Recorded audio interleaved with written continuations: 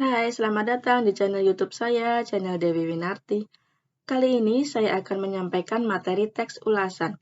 Oh iya, mengingatkan kembali ya, jangan lupa untuk like, komen, dan subscribe-nya ya, supaya saya makin semangat. Yuk kita mulai masuk materi. Inti materi. 1.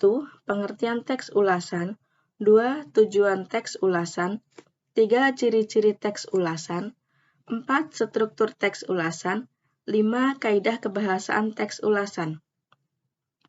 Pengertian teks ulasan.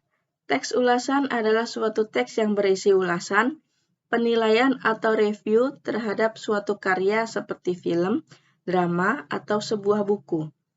Teks ulasan disebut juga dengan resensi. Ketika mengulas suatu karya, pengulas harus bersikap kritis agar hasil ulasannya dapat memberikan kontribusi bagi kemajuan karya tersebut. Ulasan juga dapat disebut review. Ulasan pada umumnya ditulis dalam bentuk artikel, sehingga teks ulasan dapat disebut artikel ulasan.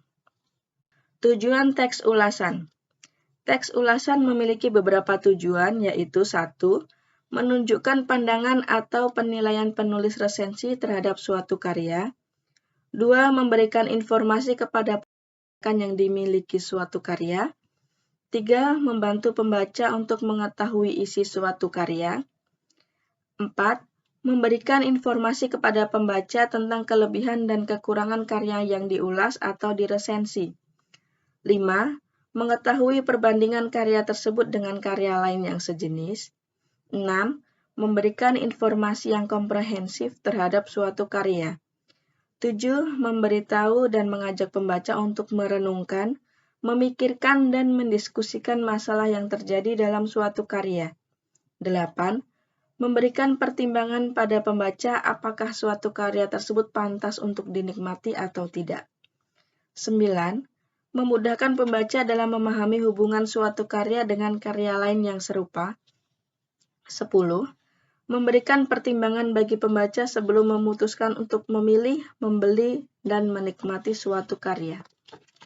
Ciri-ciri teks ulasan. Teks ulasan atau resensi memiliki ciri-ciri sebagai berikut. 1. Strukturnya terdiri atas orientasi, tafsiran, evaluasi, dan rangkuman. 2. Memuat informasi berdasarkan pandangan atau opini penulis mengenai suatu karya atau produk. 3. Opininya berdasarkan fakta yang diinterpretasikan. 4. Memiliki nama lain, yaitu resensi. Struktur teks ulasan. Struktur teks ulasan merupakan susunan yang membangun sebuah teks ulasan sehingga menjadi suatu teks yang utuh. Struktur teks ulasan terdiri dari beberapa hal berikut. 1. Orientasi.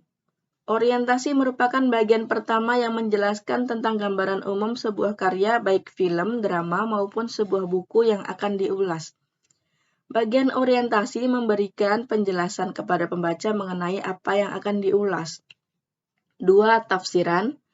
Tafsiran merupakan bagian yang berisi penjelasan detail mengenai sebuah karya yang diulas, misalnya berisi tentang bagian-bagian suatu karya, keunikan, keunggulan, kualitas, dan sebagainya.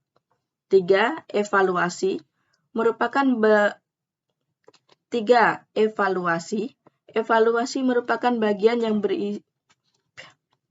3. Evaluasi merupakan bagian yang berisi pandangan dari pengulas mengenai hasil karya yang diulas. Evaluasi dilakukan setelah pengulas melakukan tafsiran secara cukup terhadap hasil karya tersebut. Pada bagian evaluasi ini, penulis akan menyebutkan bagian yang bernilai atau kelebihan dari karya tersebut, ataupun bagian yang kurang bernilai atau kekurangan dari karya tersebut. 4. Rangkuman. Rangkuman merupakan bagian yang berisi kesimpulan dari ulasan terhadap suatu karya. Bagian ini juga memuat komentar penulis apakah hasil karya tersebut berkualitas atau tidak untuk ditonton atau dibaca. Kaidah kebahasaan teks ulasan. Berikut adalah contoh kaidah kebahasaan dalam teks ulasan. 1. Istilah. Istilah adalah kata atau gabungan kata yang dengan cermat mengungkapkan makna konsep, proses, keadaan, atau sifat khas dalam bidang tertentu. Istilah khusus adalah istilah yang digunakan untuk bidang tertentu dan pemakaiannya hanya dipahami oleh orang yang berkecimpung dalam bidang tersebut. Contohnya, istilah umum, film, ikan, bunga. Istilah khususnya, komedi, gurame, mawar. 3. Sinonim dan antonim. Sinonim adalah kata yang memiliki bentuk yang berbeda, tetapi memiliki arti atau pengertian yang sama atau mirip. Contohnya, obrolan orang itu mirip dengan dialog dalam film Romeo dan Juliet. Antonim adalah kata yang artinya berlawanan satu dengan yang lain. Contoh, besar atau kecil bukanlah jaminan barang itu berharga atau tidak. 3. Nomina. Nomina atau kata benda adalah kelas kata yang menyatakan nama dari seseorang, tempat, atau semua benda atau segala yang dibedakan. Kata benda dibagi menjadi 2 jenis, yaitu kata benda konkret seperti meja, buku, dan bola, serta kata benda abstrak seperti pikiran dan angin. Nomina juga dibedakan menjadi 2, yaitu nomina dasar dan nomina turunan. Contohnya, nomina dasar rumah, nomina turunan perumahan, imbuhan pean. 4. Verba atau kata kerja. Verba aktif adalah verba yang subjeknya berperan sebagai pelaku atau menunjukkan tindakan atau perbuatan. Contohnya, Putra memelihara ikan gurame. Verba pasif adalah verba yang subjeknya berperan sebagai penderita, sasaran tindakan, atau hasil. Contohnya, film horor kini banyak disiarkan televisi Indonesia. 5. Pronomina. Pronomina atau kata ganti adalah jenis kata yang menggantikan nomina atau frasa nomina. Contoh, kata ganti orang, saudara, bapak, ibu, nyonya, tuan, ia, dia. Kata ganti pemilik, ku, mu, nya. Kata ganti petunjuk, ini, itu. Kata ganti penghubung, yang. Kata ganti tak tentu, siapa, barang siapa, sesuatu, masing-masing. 6. Konjungsi. Konjungsi adalah kata tugas atau kata penghubung yang berfungsi menghubungkan 2 buah klausa, kalimat, atau paragraf. Contohnya adalah konjungsi koordinatif, konjungsi subordinatif, konjungsi korelatif, dan konjungsi antar kalimat. 7. Preposisi. Preposisi adalah kata tugas yang berfungsi sebagai 7. Preposisi. Preposisi adalah kata tugas yang berfungsi sebagai unsur pembentuk frasa preposisional. 8. Artikel. 7. Preposisi. Preposisi adalah kata tugas yang berfungsi sebagai pembentuk frasa 7. Preposisi. Preposisi adalah kata tugas yang berfungsi sebagai unsur pembentuk frasa preposisional. Contoh, di, ke, dari, pada, daripada, dengan, secara, tanpa, bagi. 8. Artikel. Artikel adalah kata tugas yang membatasi makna jumlah nomina. Contoh, si, sang. 9. Kalimat simpleks dan kompleks. Kalimat simpleks adalah kalimat yang memiliki suatu verba utama. Contoh, sinetron Pangeran banyak digemari kawula muda. Kalimat kompleks adalah kalimat yang memiliki 2 verba utama atau lebih. Contoh, CV adalah film imajinasi pengetahuan yang dikembangkan untuk mendapatkan dasar pembuatan alur film yang menitik beratkan pada penelitian dan penemuan biologi. 10. Ungkapan 10.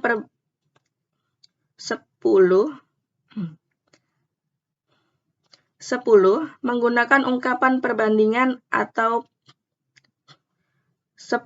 Menggunakan ungkapan perbandingan seperti persamaan atau perbedaan. Contohnya, daripada, sebagaimana, demikian halnya, berbeda dengan, seperti halnya, serupa dengan, dan sebagainya. 11. Menggunakan kata kerja material dan kata kerja relasional.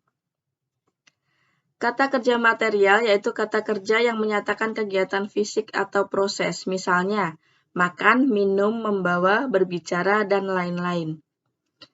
Kata kerja relasional adalah kata kerja yang berfungsi untuk membentuk predikat nominal dan dapat juga membantu memperjelas predikat. Contohnya, pasti, harus, perlu, wajib, jadi, mungkin, dan lain-lain. Jenis-jenis teks ulasan. Teks ulasan berdasarkan isinya dibagi menjadi beberapa jenis. 1. Teks ulasan informatif. Teks ulasan jenis ini berisi gambaran singkat, padat, dan umum suatu karya. Resensi jenis ini tidak menyampaikan isi karya secara keseluruhan, namun hanya memaparkan bagian yang penting saja dan menekankan pada kelebihan atau kekurangan karya tersebut. 2. Teks ulasan deskriptif. Resensi jenis ini berisi gambaran detail pada tiap bagian suatu karya.